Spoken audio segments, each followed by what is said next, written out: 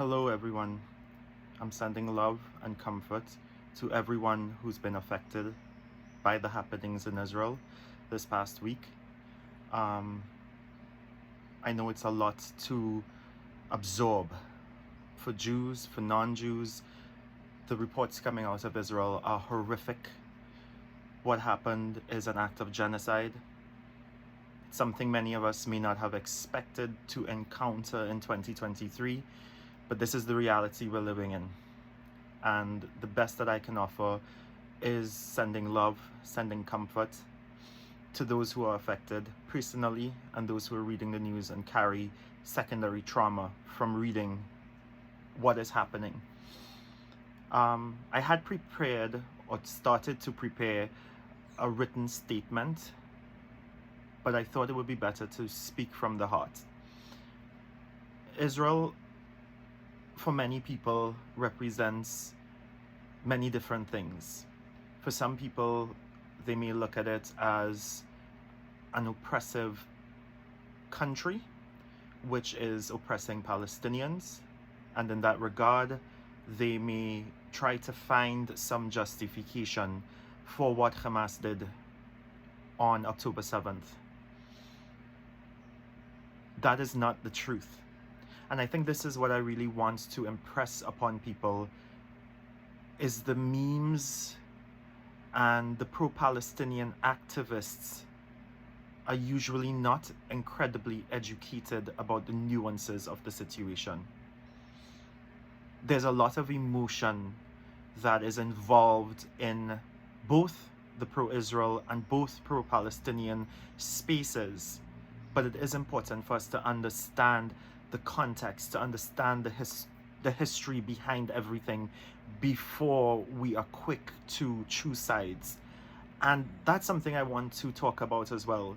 This is not a conflict between Israel and the Palestinians. What happened on Saturday is an attack by a terrorist organization, Hamas, on Jews. Hamas has put out directives to people who sympathize with them around the world and their own terrorists and operatives around the world to attack Jews around the world. I want you to think about this. I want you to visit Hamas's websites to read their charter. They do not believe in a two-state solution. They do not believe in negotiations with Israel. They do not believe in the right of Jews to exist. Many of you do carry some sort of sympathy to Holocaust survivors. Many of you wonder, well, how could German bystanders allow this to happen? I am a student of the Holocaust. And one of the things that I loathe is drawing references to the Holocaust to try to make sense of situations in today's society. The Holocaust was a unique event for which there's no comparison in history.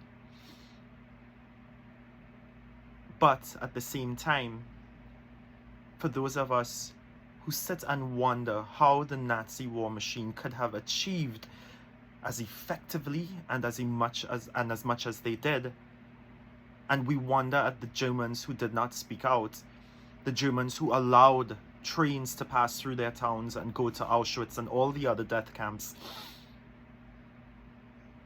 Are we not doing the same today?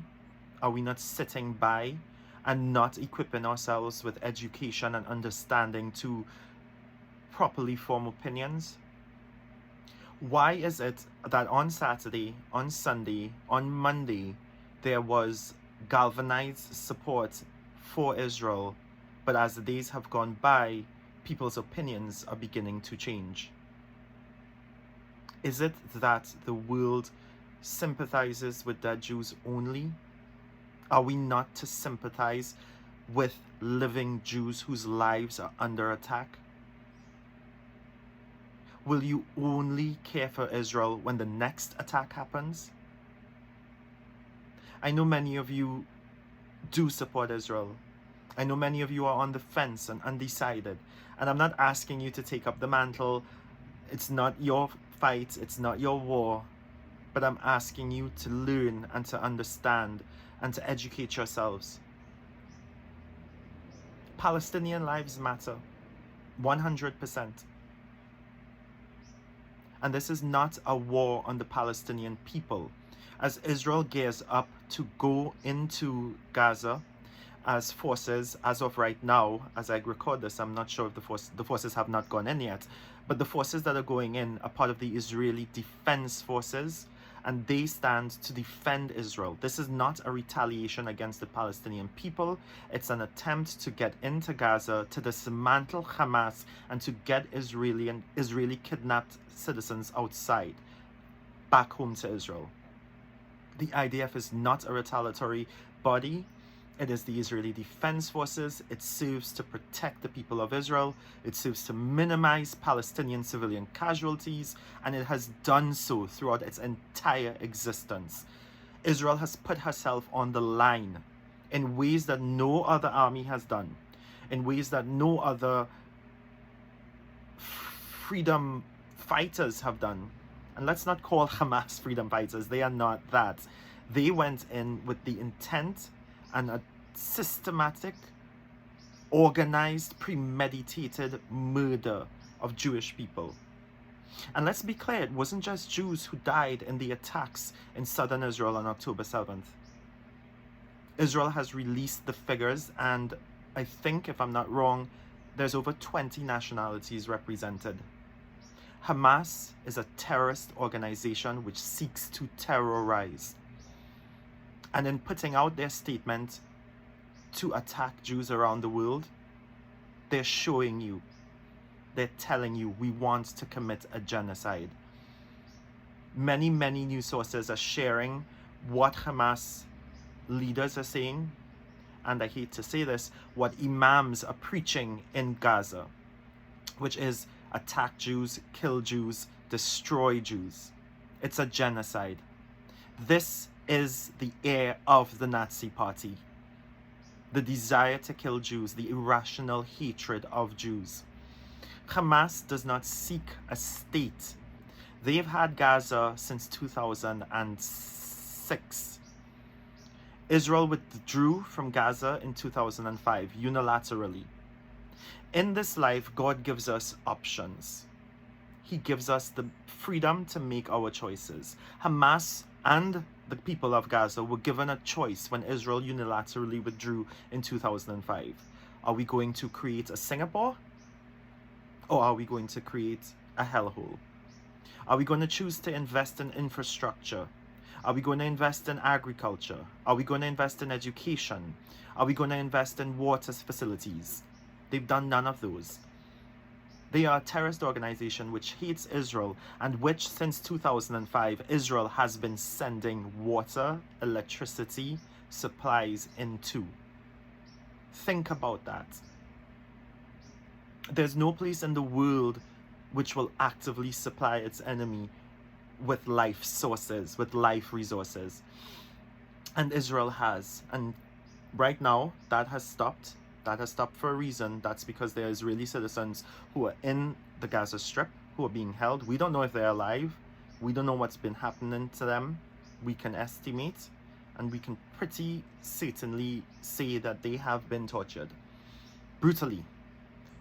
And I don't want to recap all of the barbarism that went on October 7th, because I'm sure many of you are aware. And if you're not aware, please do your research. The point of my message today is to counter so much misinformation which is coming out. The pro-Palestinian movement are shouting, gas the Jews, F the Jews. They're shouting, free Palestine by any means necessary. For the Palestinians in the West Bank, they are under the civil authority of the Palestinian Authority. For the Palestinians in Gaza, they are under the civil administration of Hamas, who they voted in. The Palestinians control their own affairs. That is something that is important to note, that I think many people are unaware of. Israel does not control the Palestinians. It does not control their self-determination. Yes, Israel controls the borders, and that is to precipitate any attack that we saw on Saturday. Israel gave the Palestinians a choice in 2005 by voting in Hamas in the Gaza Strip. The people of Gaza chose a certain pathway. I know there are many innocent Palestinians. I know there are many innocent Gazans. And I pray for them, and I want you all to pray for them as well. We cannot descend into chaos and hatred. We cannot decide we want to attack and kill civilians. This is no place for revenge. This is no time for revenge. And I want to share with you how the Jewish people have responded as a result of this attack. There are calls, there are check-ins, there's the opening of homes, there's the mass mobilization of efforts to help victims. There are so many texts of love, so many messages being spread. We cannot hate the Palestinians. So many reminders being put out there. I have not seen one Jewish person call for the death of any Palestinian. Bear that in mind as you formulate your opinions, as you come to your conclusions. And I know that there's a lot of misinformation and you're being bombarded with pro-Israel voices, with pro-Palestinian voices, with neutral voices, with celebrities putting out statements, with government officials putting out statements. It's a lot. It's a lot for everyone. Even for those who are unaffected or not personally, or personally who have no stake in this conflict. And you are the ones that I'm trying to reach out to. For those who think that the Palestinians have been oppressed in any way, note that they have not. Not by Israel. They have been oppressed, but by Hamas. Hamas punishes Palestinians who speak out against Hamas and who speak in favor of negotiations with Israel. I again underline to you, the conflict which is erupting is a conflict between Israel and Hamas, the terrorist organization, and as Hezbollah, another terrorist organization in Lebanon, ramps up its own operations, it will be, if it leads to that, a war between Israel and Hezbollah and not the people of Lebanon. In the 1973 war, as Golda Meir, who was Prime Minister of Israel, canvassed for support and assistance, she explained to the world that there's no place else for Jews to go. This war is a war of survival, a war of existence. Israel has nowhere else to go. The Jewish people have no place else to go. During World War II, Jews were massacred en masse, where 1/3 of the world's Jewish population died because they did not want Jews in Europe. Today, Jews are back in their homeland. This is the first time that an indigenous people have returned to their homeland, and they are being given flack for this. That in itself is an understatement. They're not just being given flack, they're being massacred as a result of this. I want you to understand as well that the return of Jews to the land of Israel, that the Zionist movement is an indigenous rights movement. The very name Jew comes from the term Yehudi, which is the tribe from which Jews descend. And that land is around the city of Jerusalem, and it's known as Yehuda. Jews are from the land of Israel. Jews are indigenous to the land of Israel. I'm not arguing against any Palestinians here. I just want you to bear that in mind. I want you to also bear in mind the morality of the Jewish people, the morality of Israel, and that includes all of the Israeli Arabs who are standing up as citizens of Israel and supporting their country, because that's also their country. I want you to remember the morality and look at the voices coming out from Israel. Compare that and contrast that to the voices coming out from Hamas. Yesterday, a friend shared a very wonderful biblical lesson. He talked about the story of Sodom and Gomorrah, and he reminded us that Abraham, the father of the Jewish people, the father of the Abrahamic nations, Abraham argued with God when God wanted to destroy Sodom and Gomorrah. Abraham started, God, what if there are 50 righteous people? God said, okay, I'll save Sodom and Gomorrah. Abraham said, but wait, what if we don't find 50? What about 30? God said, okay. Abraham's continuing to argue, what about 10?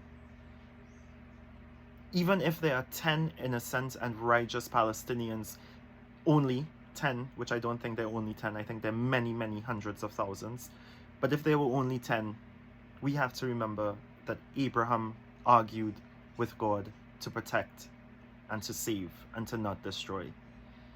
These are the voices coming out of Israel. This is the message coming out of Israel. This is not about revenge.